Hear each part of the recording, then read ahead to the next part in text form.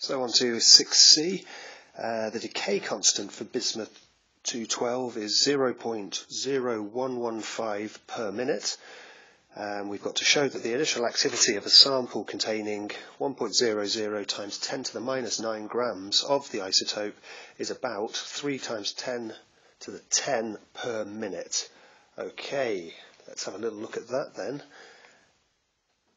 And what we want to be dealing with here, so what we have to remember is that the activity is equal to the decay constant multiplied by the number of atoms. And if we remember, the decay constant is the probability of any one atom decaying, and n is the total number of atoms in the decay. So what we need to know is what is our n number, and because we know we've got 1 times 10 to the minus 9 grams, we need to know how many atoms there are in that sample. Well, if we look at the isotope, we've got the mass number. Well, the nucleon number is 212, so we'll take that as being the mass number. So what that tells us is that 1 mole is equal to 212 grams. So I want to find out how many moles have I actually got. So I've actually only got 1.00 times 10 to the minus 9 grams. So if I divide that by 212, that will tell me how many moles I've got. And then if I come along and I multiply that by the Avogadro's number, 6.02 times 10 to the 23, that will tell me how many atoms I've got, because the Avogadro's number is the number of atoms that there are in a mole. Okay, and if we put that into our calculator, that comes out as being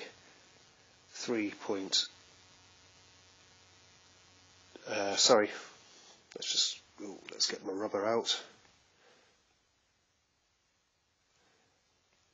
And let's get rid of that. And if we multiply that by the decay constant, which is 0.0115, then that will come out as being the number of decays per minute, and that comes out as 3.27 times 10 to the 10. Okay, and on to the second part. We've now got to calculate the half-life of the isotope, and the half-life, T a half, is equal to the natural log of 2 over the decay constant. So if we stick our numbers in there, the natural log of 2, which is one of those numbers you need to know off the top of your head, so that equals 0.693 divided by 0.0115. Hopefully you've noticed that it's asking for the half-life in minutes, and again we stick our numbers into our calculator, and that will come out as being 60.3 minutes. Right, let's move on to the last part of this now. So what we know is we've got the half-life is 60 minutes, so, and we've got to assume that only one decay in a million is detected in an experiment to measure the half-life.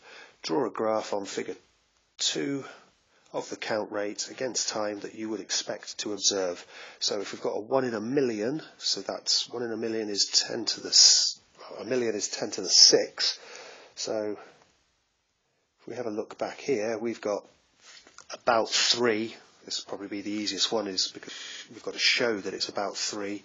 So I'm going to assume it's about 3 to begin with.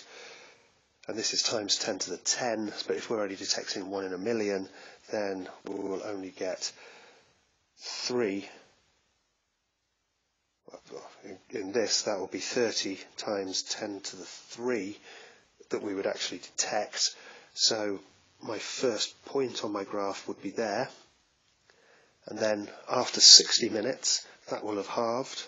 So if I come up here, fortunately the graph that I'm using is very hard to use. So I haven't got any other larger lines, but that would decay down to 15, and then after 120 minutes that would decay down to 7.5. So there's my 10, 9, 8, I think is about there. And if we draw our curve passing through those points, that's good enough for the mark.